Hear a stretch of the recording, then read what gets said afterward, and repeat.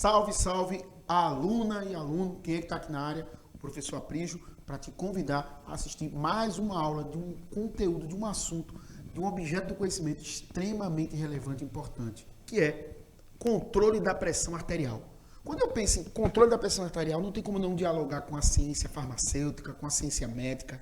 Então, presta atenção, porque é um assunto que tem tudo a ver com a tua qualidade de vida. Então, o que é que eu chamo a atenção de você? Qual é o objetivo da aula da gente hoje, dessa nossa aula de hoje?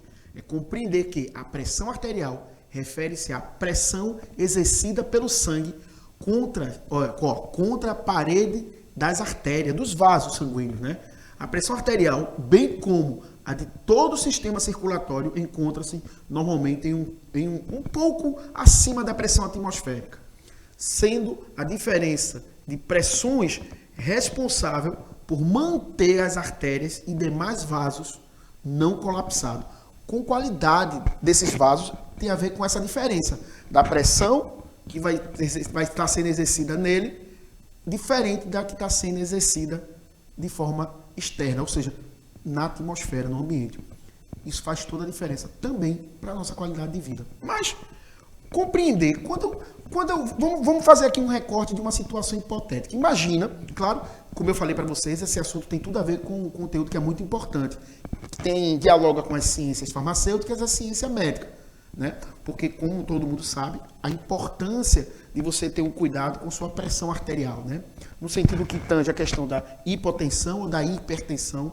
E com relação às medicações, né? Que você sabe que tem muito, né? Tem os diuréticos, os antagonistas do canal de cálcio, os inibidores da ECA, né? Da enzima conversora da angiotensina, enfim.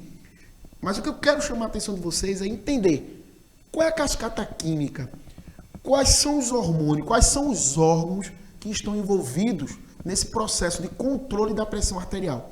Se você sair daqui compreendendo isso, você vai estar dando um passo gigantesco para sair do reino da necessidade para o reino da liberdade. Como diria Francis Bacon, conhecimento é poder.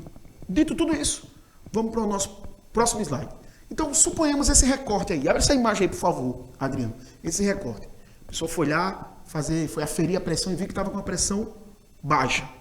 Então, você fica imaginando quais seriam os órgãos, quais seriam os hormônios que estariam envolvidos para que essa pressão voltasse a um estado de normalidade. Então, mas vamos primeiro entender, uma pessoa com sintomas de pressão baixa, tontura, vertigem, falta de energia, fraqueza nos músculos, sensação de desmaio, dor de cabeça, cabeça pesada, entre outros. Perfeito. Então tá lá aquela pessoa nesse recorte, nessa situação hipotética, nessa espécie de exemplo, né, de historinha. E aí, a gente vai primeiro entender uma coisa. Primeiro órgão que vai estar envolvido com tudo isso, volta aqui comigo, por favor, Júlio, é o fígado. Pensa assim. Então quer dizer que o fígado dialoga com a capacidade do nosso organismo manter a nossa pressão arterial saudável, ideal para a nossa sobrevivência, de forma homeostática, de forma que garanta uma vida saudável. Sim, porque é lá que vai ser produzido esse hormônio, a chamada angiotensinogênio. Essa angiotensinogênio é um hormônio que vai ter uma importância singular, ela vai ser a precursora para justamente, já vocês vão ver que vai ter uma relação íntima com esse controle dessa pressão arterial. Ou seja, no caso do nosso exemplo aí, alguém que está com a pressão baixa, está no estado de hipotensão arterial, para fazer o quê? Uma elevação dessa pressão arterial. A partir então da angiotensinogênio, que foi liberada pelo fígado, o que é que vai acontecer? Os rins, que vocês estão vendo aí, eles vão perceber, tá? Essas estruturas que vocês estão vendo aqui, eu vou tocar nelas aqui para que você perceba. Isso aqui são os rins. Eles vão produzir um hormônio chamado de renina. Mas como é que o rins percebe isso? Devido à pressão, né, que vai estar sendo exercida nesses vasos, né? Então, ele consegue perceber através de capilares que está tendo uma alteração na pressão arterial. No caso do exemplo de hipotensão. Daí ele vai liberar a renina. Essa renina vai interagir com a angiotensinogênio, transformando ela em quê? Em angiotensina 1, que ainda não é funcional. Perceba como essa cascata química, como essa orquestra química, né, esses hormônios, justamente com esses órgãos, estão tendo uma harmonia, estão tendo um diálogo extremamente relevante para promover a homeostase, ou seja, para que o teu organismo esteja o quê? Devidamente trabalhando saudavelmente. E aí, gente, claro, quando eu olho para isso aí, a gente já percebe, então quer dizer que os medicamentos para problemas de hipertensão têm relação justamente com esses hormônios? Sim. Então, por isso que eu falei lá no começo, lembra? Tem a ver com as ciências farmacêuticas, tem a ver com a ciência médica, né? Cardiologista e outros profissionais da área de saúde. Então, guarda essa informação que faz toda a diferença. Então, a renina age na anginotensinogênio, que vai transformar-se em quê? Anginotensina 1. Mas vê só, vai ter um outro momento, aí vai ter um outro órgão, os pulmões. Lá nos pulmões, gente, porque, claro, essa anginotensina 1, ela vai percorrer por todo o nosso corpo. Ao chegar aos pulmões, aí você vai estar dizendo, peraí, Aprígio, quer dizer que os pulmões têm a ver também com minha pressão arterial? Exatamente, é isso mesmo que você acabou de ver, monstrinho e monstrinha do meu coração. Se liga nessa informação. Lá nos capilares, vocês estão vendo aí uma imagem aí dessa estrutura que parece uns cachos de uva, são os alvéolos pulmonares. E aí você vai ter capilares nessas estruturas que vão justamente liberar uma substância chamada, um hormônio chamado de ECA, que é enzima conversora da anginotensina.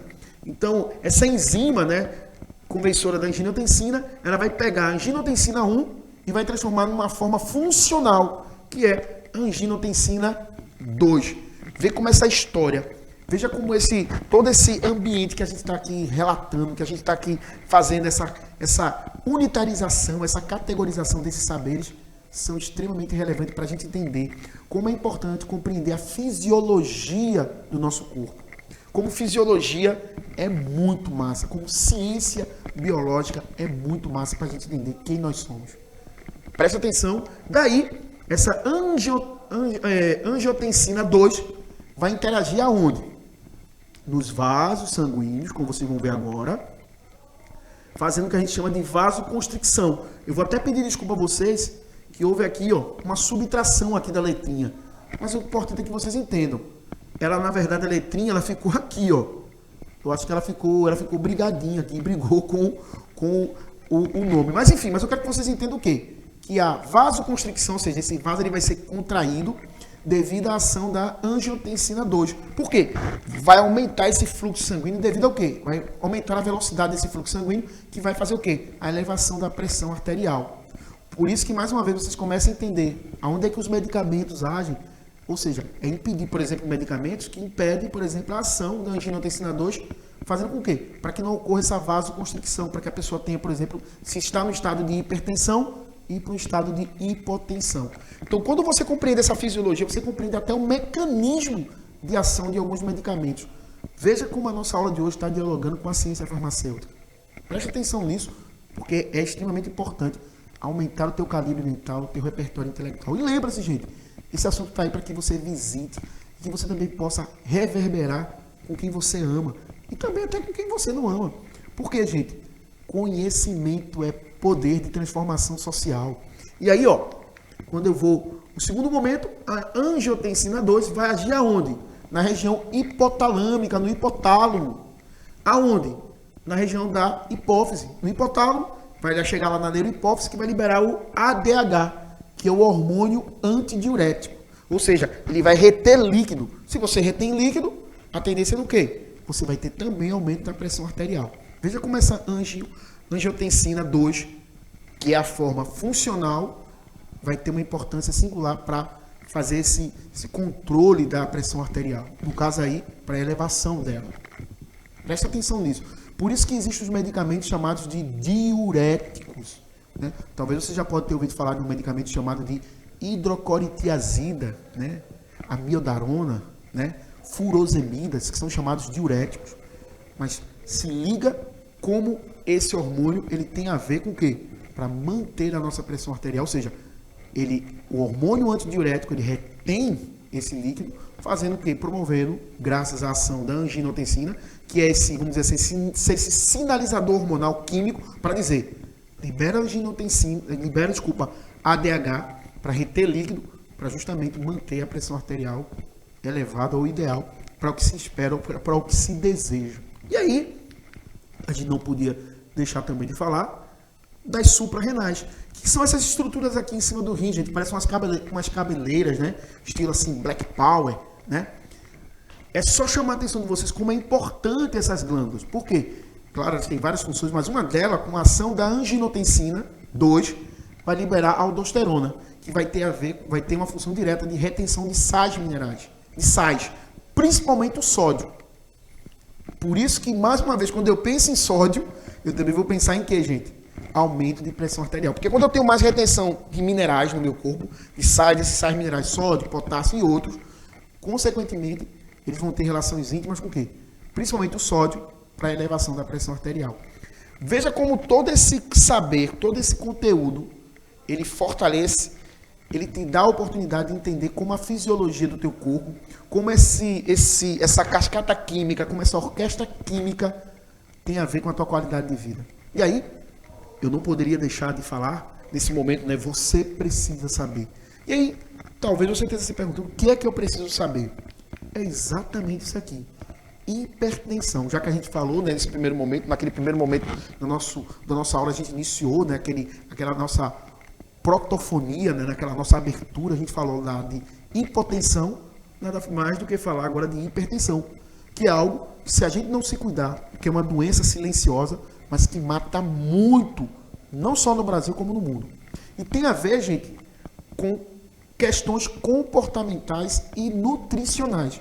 Ou seja, o teu comportamento e a maneira como tu se cuida na tua prática de exercício físico, na tua alimentação, impacta positivamente ou, todavia, contudo, entretanto, negativamente. E aí, não poderia deixar de chamar a atenção de vocês. Causas da hipertensão. Pressão alta. Hereditariedade, ou seja, existem fatores genéticos, tá? Que estão intimamente associados. E lembre-se que a hereditariedade está associada ao quê? Que é aquilo que é passado pelos parentescos, ou seja, por sua mãe, pelos seus pais, ou seja, tem a ver com a tua genética. Lembrando que nem sempre aquilo que é genético tem a ver com hereditariedade. Uma boa parte da pressão arterial está associada a isso. E aí, obesidade, e aí você percebe nitidamente como é relevante esse cuidado com o controle do teu peso corporal, né, teu IMC, a tua massa corporal. E é um assunto que só esse quesito daria para a gente ter uma aula só falando sobre isso. Mas todo mundo sabe a importância da prática de exercício físico, a prática de se manter um peso ideal para a tua altura, né? E isso faz toda a diferença também quando a gente pensa em pressão arterial, quando a gente pensa, ou melhor, quando a gente pensa em hipertensão e pressão alta. Estresse, isso mesmo que você viu, o estresse também é um fator que corrobora para um comprometimento da qualidade da tua pressão arterial, que seria ideal para a tua qualidade de vida. Alimentação não saudável, né? A gente hoje está sendo, vamos dizer assim, bombardeado, né, com alimentações super processadas, que fazem com que o organismo viva inflamado, comida que tem muitas mesmo, açúcar, gordura, sódio. Um exemplo são os fast foods da vida, né? Mas fica o alerta para que você tenha esse olhar crítico e reflexivo com relação àquilo que você come. Não esqueça, você é aquilo que você come. Porque corpo sã, mente sã. Preste atenção nisso. Excesso de sal.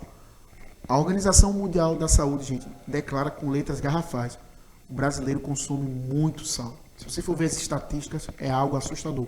A maioria dos alimentos que você consome, principalmente os alimentos industrializados, tem como principal conservante quem, gente? Sódio. Olha aí, ó. Se liga nessa informação. Eu espero, gente, que a partir de tudo isso que foi dito, que você saia dessa sua zona de conforto, que gere em você essa inquietação, essa insatisfação positiva, para que você, repito, saia do reino da necessidade para o reino da liberdade. Para que você seja um sujeito crítico e reflexivo. Dito tudo isso, vamos para nossas referências bibliográficas. Isso. Volta aqui comigo, por gentileza, meu estimado amigo Adriano, porque tio Aprígio já quer se despedir de vocês dizendo o quê? A grande felicidade por estar nesse momento aqui com você. Claro, eu não podia deixar de registrar aqui o meu agradecimento à produção, especificamente na pessoa do Adriano, a minha amiga Bárbara, como eu sempre gosto de dizer de forma redundante, é uma gigante, alguém que tem como grande papel mediar esse ambiente de inclusão. Porque, gente, a gente não veio aqui para construir muros, nós viemos aqui para construir pontes. Dito tudo isso, abre essa imagem aí, por favor. Fui!